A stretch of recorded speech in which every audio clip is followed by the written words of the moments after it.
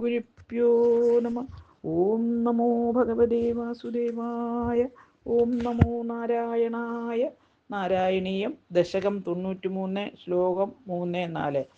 പീതാംബരം കരവിരാജിത ശംഖചക്രകമോദഗീ സരസിജം കരുണാസമുദ്രം രാധാസഹായമതിസുന്ദരമന്ദഹാസം വാതാലേശമനിശം ഹൃദി ഭാവയാമി. ശ്ലോകം 3.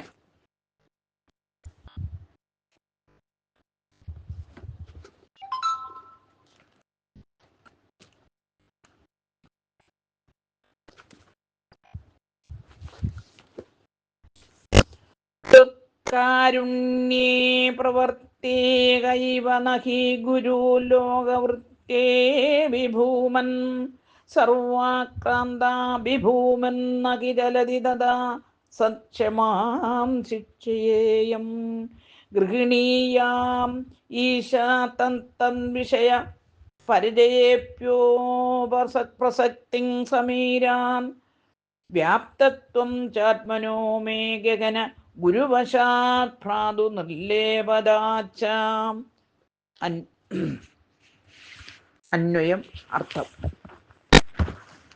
ഭൂമൻ ഈശ സർവപ്രപഞ്ച സ്ഥിതനായ ഭഗവൻ ത്വത്കാരുണ്യേന അവിടുത്തെ കാരുണ്യം പ്രവർത്തിക്കുമ്പോൾ ലോകവൃത്തേ അവി ലോക വ്യവഹാരത്തിൽ പോലും ആരാണ് ഗുരു ഇവ ഗുരുവെന്ന പോലെ നഹി ആയിത്തീരാത്തത് ഭൂമി സർവാക്രാന്ത അവി എല്ലാറ്റിനാലും ആക്രമിക്കപ്പെട്ടിരിക്കുന്നു.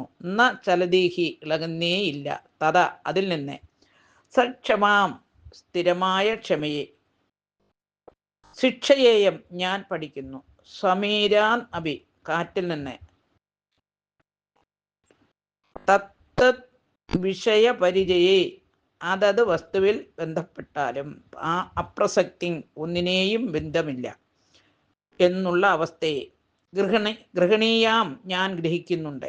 ആത്മന ആത്മാവിൻ്റെ വ്യാപ്തം ച വ്യാപകത്വം നിർലേപതാച നിർലേപതത്വത്തെയും മേ എനിക്ക് ഗഹന ഗുരുവശാൻ ആകാശമാകുന്ന ഗുരുവിൽ നിന്ന് ഭാതു പ്രകാശിച്ചു കാണപ്പെടുന്നു. സാരം: സർവേശ്വരനായ ഭഗവൻ അങ്ങയുടെ കൃപാകടാക്ഷം ഉണ്ടായാൽ ഒരുവനെ ലോകജീവിത വ്യാപാരങ്ങളിൽ എല്ലാം ഗുരുവായി തന്നെ വർത്തിക്കും. ഭൂമിയെ എന്തെല്ലാം ആക്രമിക്കുന്നു, ദുഷ്ടന്മാർ, സമുദ്രം തുടങ്ങിയവ ഉദാഹരണം. എന്നിട്ടും ഭൂമി എല്ലാം സഹിക്കുന്നു, ഇളകുന്നതേയില്ല. അങ്ങനെ ഭൂമിയിൽ നിന്ന് ക്ഷമ പഠിക്കാൻ കഴിയും. വായു എല്ലായിടത്തും എത്തുന്നു, എല്ലാമായും ബന്ധപ്പെടുന്നു, പക്ഷേ അത് ഒന്നിനോടും ചേരുന്നില്ല. ഈ ചേർച്ചയില്ലായ്മ വായുവിൽ നിന്നും പഠിക്കാം. ആകാശമോ എങ്ങും വ്യാപിച്ചിരിക്കുന്നു, അതിലൊന്നും പറ്റുന്നില്ല, അതെങ്ങും പറ്റുന്നില്ല. അതുപോലെ ആത്മാവ് എങ്ങും നിറഞ്ഞും പറ്റില്ലാത്തതുമാണെന്ന് ഉള്ള പാഠം പഠിക്കാം. ഹരി ഓം. ഓം ഗുരുഭ്യോ നമ. ഓം നമോ ഭഗവതേ വാസുദേവായ. ഓം നമോ നാരായണായ. ശ്ലോകം 4. സ്വച്ഛസ്യാം പാവനോഹം മധുരൗദകവൻ വന്യവത്മാസ്മഗൃഹണാം സർവാനീനോപി ദോഷം തരുഷുതം ഇവ മാം സർവഭൂതേഷു വേയം പുഷ്ടിം നഷ്ടിക്കലാനാം ശശിനൈവ തനൂരാത്മനോ ആസ്തീതി വിദ്യാം തോയാദിവസ്ത മാർത്താണ്ഡവൻ അഭിചാം തനുഷേകദാൻ ത്വത്പ്രസാദാൻ. അന്വയം അർത്ഥം. അഹം ഞാൻ, ഉദകവൻ വെള്ളം പോലെ, സ്വച്ഛ നിർമ്മലനായും, പാവനക പരിശുദ്ധനായും, മധുരക മധുരഭാവത്തോടു കൂടിയവനായും, ശ്യാം ആയിത്തീരണം. സർവാനീന അഭി എല്ലാവരുടെയും ആഹാരം കഴിക്കുന്നവനാണെങ്കിലും, വന്യവത് അഗ്നി പോലെ, ദോഷത്തെ മസ്മഗൃഹാണാം സ്വീകരിക്കാതെ ഇരിക്ക വേണ്ട. തരുഷു വൃക്ഷങ്ങളിൽ, തമിവ അഗ്നി എന്ന പോലെ, മാം എന്നെ സർവഭൂതേഷു എല്ലാ ജീവികളിലും അവേയാം അറിയണം.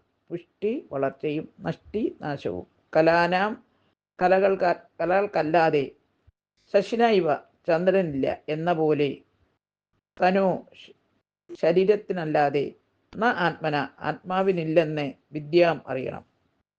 തോയാദി ദിവ്യസ്ത്വ മാർത്താണ്ഡ പദവി വേർപെട്ടിരിക്കുന്ന സൂര്യൻ എന്ന പോലെ തനുഷു അപീച്ച സർവ ശരീരങ്ങളിലും ഏകത്വത്തെയും ത്വത്പ്രസാദാൻ അങ്ങയുടെ അനുഗ്രഹത്താൽ അറിയണം. ഹരിവു. സാരം: തെളിവ്, ശുദ്ധി, മാധുര്യം ജലത്തിൻ്റെ ധർമ്മങ്ങളാണ്. രാഗദ്വേഷാദികൾ പോയി തനിക്കും ജലത്തിൻ്റെ ഈ ഗുണങ്ങൾ ഉണ്ടാകണം. അഗ്നി ഏതിനെയും ഭക്ഷിക്കും. ഭക്ഷ്യവസ്തുവിൻ്റെ ദോഷം അഗ്നിക്കുണ്ടാകുന്നില്ല. അതുപോലെ ജാതി മതാദിഭേദം കൂടാതെ താൻ ആരുടെയും ആഹാരം ഭക്ഷിക്കുമാറാകണം. ഒരു ദോഷവും തനിക്ക് അതുകൊണ്ടുണ്ടാകരുത്.